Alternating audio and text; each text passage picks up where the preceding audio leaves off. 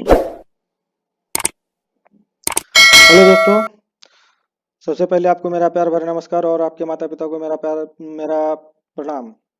तो दोस्तों, आज हम आपके लिए हिंदी की टॉप 20 क्वेश्चन की नई क्लास लेकर आए हैं, जो आपके आने वाले एग्जाम को क्रैक करने में बहुत ही महत्वपूर्ण सिद्ध होगी।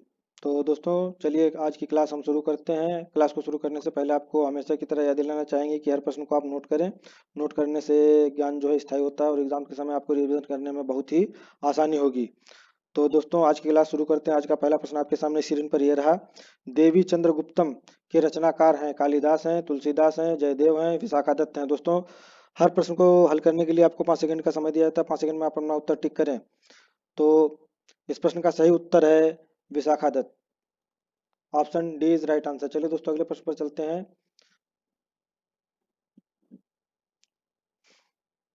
श्रीमान शब्द में किस प्रकार की अशुद्धि है?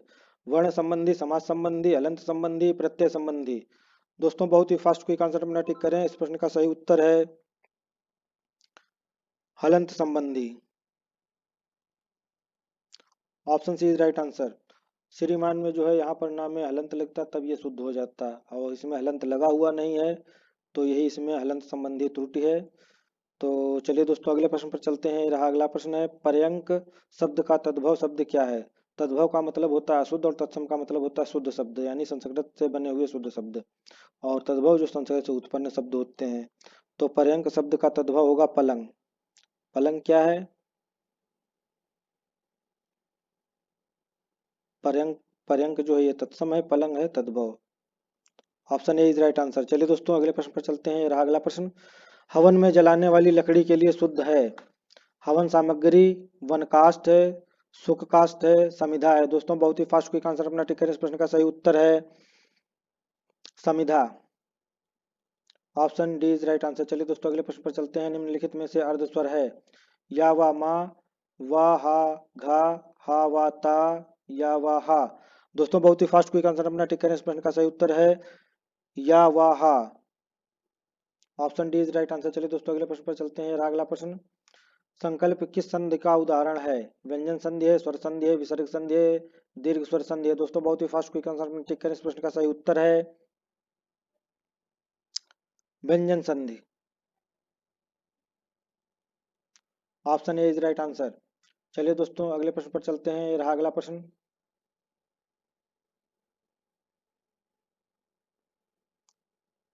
शंकर शंकर शब्द युग्म का सही अर्थ क्या है? शिव, मिश्रित जाति का, मिश्रित शिव, सारा शिव, शिव सारा। दोस्तों, बहुत ही फास्ट क्विक आंसर अपना टिक करें। इस प्रश्न का सही उत्तर है शंकर। ये पहले वाले शंकर का अर्थ है शिव है, दूसरे वाले शंकर का अर्थ है मिश्रित जाति। तो option A is right answer. चलिए दोस्तों, अगले प्रश्न पर चलते हैं। अगला प्रश्न है, वैज्ञानिक अनुसंधान अनुसंधान का नाम अनुसंधान धार्मिक ग्रंथों की शिक्षा के प्रतिकूल है, शुद्ध शब्द का चयन कीजिए। अनुसंधान है, अनुसंधान है, अनुसंधान है, अनुसंधान है। दोस्तों, इन चार ऑप्शनों में से कौन सा शुद्ध अनुसंधान लिखा जाएगा, वो हमें इसमें आपको बताना है। तो इस प्रश्न का सही उत्तर है अनुसंधान। Option D is right answer. चलिए दोस्तों, अगले प्रश्न पर चलते हैं। रहा अगला प्रश्न, माँ ने बच्चों को बुलाया, यह किस कारक का उदाहरण है? यहाँ पर कारक पूछा जा रहा है। कर्ता कारक है, करण कारक है, कर्म कारक, संप्रदान कारक है। दोस्तों, बहुत ही फास्ट क्विक आंसर टिक करें। इस प्रश्न का सही उत्तर है कर्म कारक। Option C is right answer. संप्रदान कारक वहां पर लगता है जहां पर कोई किसी को चीज दान की जाती है। चलिए दोस्तों, अगले प्रश्न पर चलते हैं। अगला प्रश्न है, चिर चीर का अर्थ क्या है? नया पुराना, किला काश, पुराना कपड़ा, चिर अचर। दोस्तों, बहुत ही फास्ट क्विक आंसर अपना टिक करें। इस प्रश्न का सही उत्तर है पुराना कपड़ा। चिर पहले का पुराना और चीर दूसरे का अर्थ है कपड़ा। Option C is right answer. चलिए दोस्तों, अगले प्रश्न पर चलते हैं। अगला प्रश्न है, पा फा भा मा व्यंजन होते हैं, कौन से हैं? दंत हैं, ओष्ठ हैं, तालव्य हैं, कंठ हैं। तो दोस्तों, अपना आंसर बहुत ही फास्ट टिक करें। इस प्रश्न का सही उत्तर है ओष्ठ। Option B is right answer. पा फा बा भा मा जो है ये ओष्ठ हैं, और दंत से ता था दादा ना दंत व्यंजन होंगे, और तालव्य में चाचा जा जा यहाँ आता है, कंठ में काका का गणा आता है। चलिए दोस्तों, अगले प्रश्न पर चलते हैं। ये रहा अगला प्रश्न, रस निष्पत्ति की दृष्टि से भक्ति रस का आलंबन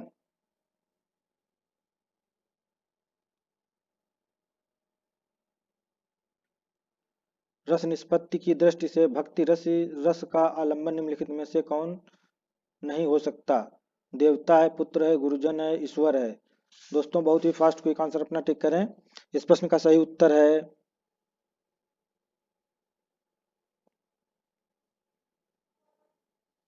पुत्र। Option B is right answer. चलिए दोस्तों अगले प्रश्न पर चलते हैं।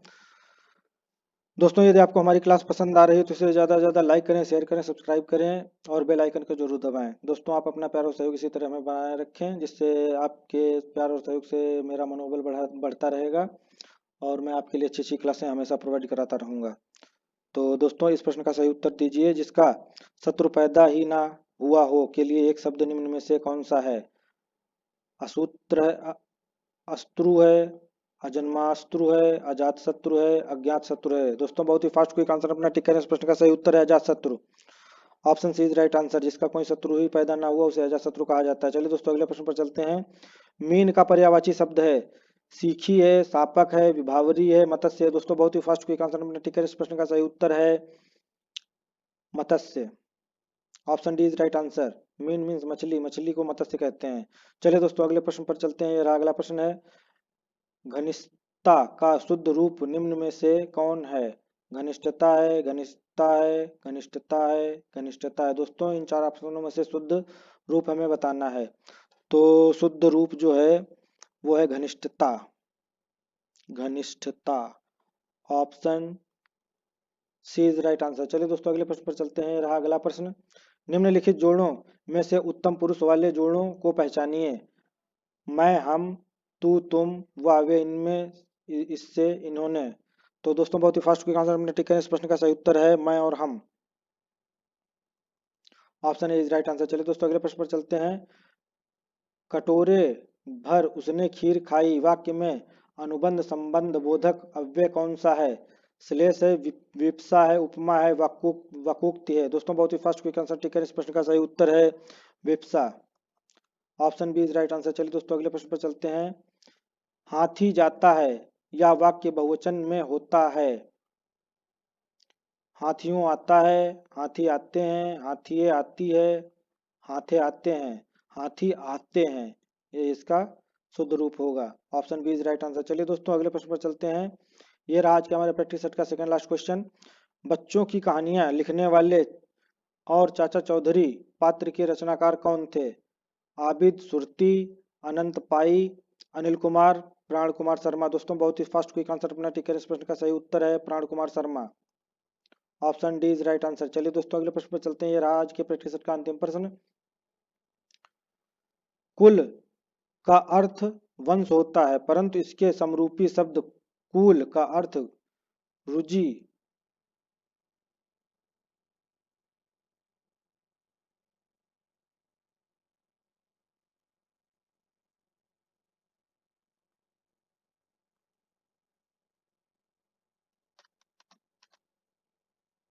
तो दोस्तों इस प्रश्न का उत्तर दें। कुल का अर्थ वंश होता है, परंतु इसके समरूपी शब्द कुल का अर्थ होता है गर्म, किनारा, खूंटी, नैपुण्य।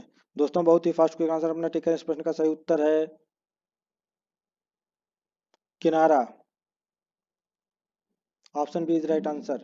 कुल का अर्थ वंश होता है, परंतु इसके समरूपी शब्द कुल का अर्थ होता है किनारा। तो दोस्तों आई होप आपको हमारी क्लास उम्मीद है पसंद आ रही होगी। दोस्तों आपको हमारी क्लास पसंद आ रही है तो ज़्यादा से ज़्यादा लाइक करें, शेयर करें, सब्सक्राइब करें और बेल आइकन को जरूर दबाएं। दोस्तों आप अपना प्यार और सहयोग इसी तरह हमें देते रहें, जिससे हम आपके लिए अच्छी अच्छी क्लासें हमेशा प्रोवाइड कराते रहें, जिनके सहयोग से आप किसी भी एग्ज़ाम को आसानी से क्रैक कर जाएंगे और हमारी सहयोग से और आपकी मेहनत से आपको एक सरकारी सीट मिल जाएगी और जिससे आपके जीवन में खुशी आएंगी और आपके माता पिता के जीवन का जो है सपना वो भी पूरा हो जाएगा। तो दोस्तों हम आपके भावी उज्जवल भविष्य की कामना करते हैं। हम आपके लिए हमेशा आपकी सेवा में तत्पर रहेंगे, जिससे मैं आपके लिए कुछ कर सकूं, आप को एक सरकारी सीट में दिला सकूं।